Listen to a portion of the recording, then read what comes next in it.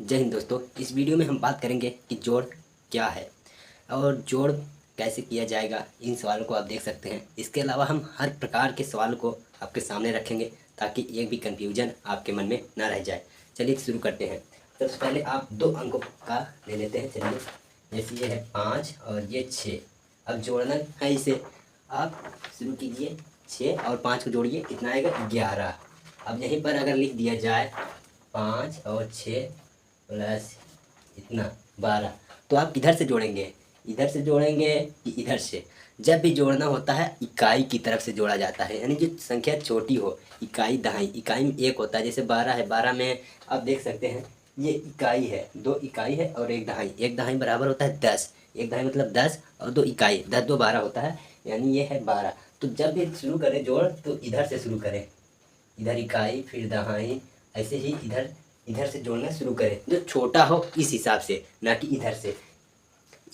छोटे के हिसाब से करना है। अब मान लीजिए इस प्रकार से लिखा है तो समझ जाइएगा इधर से ही करना है। कभी कभी उम्र निकालना होता है तो उस समय पता चलता है कि इधर बड़ा हो जाता है, इसलिए वहाँ पर दिक्कत होती है, परेशानी होती है। तो आप वहाँ पर अलग से होता है, यहाँ पर हम वो भी बता देंगे। तो चलिए पहले इससे देखते हैं। जोड़ने के लिए आपको सबसे पहले इधर से शुरू करना होगा। इधर से, इधर वाले साइड को आमने सामने देखिए। तो 6 और 2 को जोड़िए। सबसे पहले किनारे वाले को, यहाँ पर 6 2 को जोड़ेंगे, कितना आएगा? 8।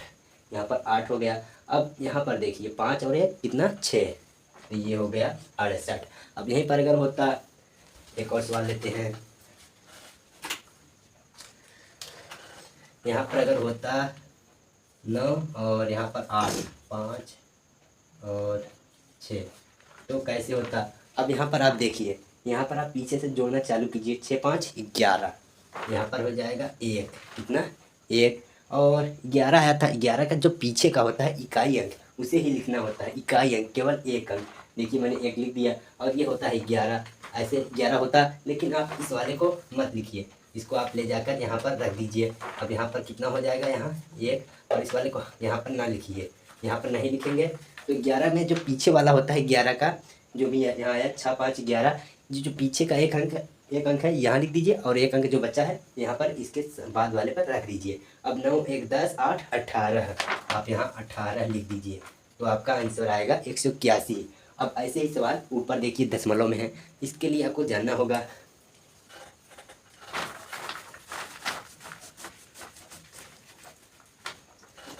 कि अगर कोई भी संख्या लिखी है, जैसे ये 6 है, ये 6 है, तो आप समझ जाइए कि ये 6 के बाद दशमलव है। इधर इधर इस साइड में दशमलव जरूर रहता है। अगर कोई भी अंक है तब उसके बाद 0 का कोई मतलब नहीं रहता। लेकिन यही अगर ये यहाँ पर होता, यहाँ पर 6 होता और यहाँ, अब यहाँ ऐसे होता, तो ये 60 है और यहाँ पर कोई मतलब नहीं। अगर 0 लगा है तो आप इसे हटा दीजिए। अब दशमलव यहाँ लगा है तो इसका भी कोई काम नहीं, तो ऐसे होता है। तो इसके लिए आपको अब यहाँ पर ले चलते हैं, इस सवालों को समझाते हैं। तो देखिए इस सवाल को करने के लिए आपको करना क्या है? दशमलव के सामने दशमलव को लाना होगा। आपको दशमलव के सामने दशमलव को लाना होगा। कैसे? देखिए अभी मैंने बताया 6 अगर है उसके पीछे दशमलव लगा है। कोई भी अंक है अगर दशमलव नहीं है तो समझ जाइए उसके बाद में लगा है। तो आप यहाँ पर आप देख सकते हैं, यहाँ पर क्या लिखा है? 5.09। और यहाँ पर कितना लिखा है? 87। 87 यहाँ, इसका मतलब यहाँ पर दशमलव लगा हुआ है। तो दशमलव यहाँ लगा हुआ है, तो यहाँ लगा है, तो आप देखें दशमलव सामने ये हो गया। अब यहाँ पर देखेंगे इसके पहले 7 था और 8 है, तो आप यहाँ लिखिए 7 और 8, ऐसे कर दीजिए। अब दशमलव के बाद 0 होता है जिसका कोई मतलब नहीं, लेकिन आप इनके सामने 0 0 लगा दीजिए ताकि ये बराबर पे हो जाए। यहाँ 0 लगाइए, यहाँ लगा दीजिए। अब ये जोड़ का चिन्ह है, इसे लगाइए और जोड़ दीजिए। 9 0, यहाँ पर 9 आएगा, फिर 0 0, यहाँ पर 0, दशमलव का दशमलव उतार लेते हैं। उसके बाद 5 7 12, यहाँ पर पीछे का इकाई अंक लिख लीजिए 12, और एक बचा, यहाँ पर लिखिए 8 1 9, तो आंसर होगा 92.09। अब इसी प्रकार इसे समझते हैं। इसको समझने के लिए आपको करना क्या है? जैसे मैंने बताया कि दशमलव को दशमलव के सामने लाइए।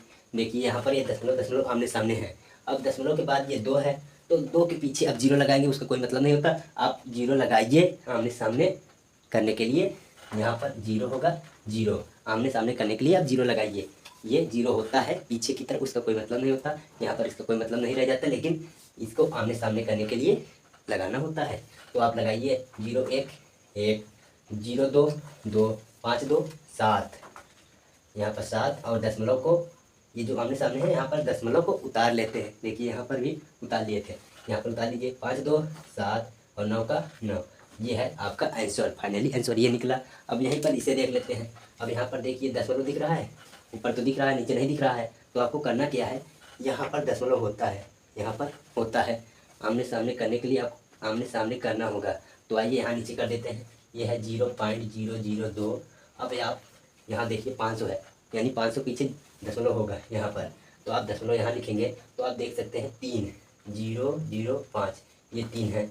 अब इसके पीछे कुछ नहीं है, आप इसके आमने सामने करने के लिए 0 लगा दीजिए, ये लग गया। अब इसे जोड़ लेते हैं।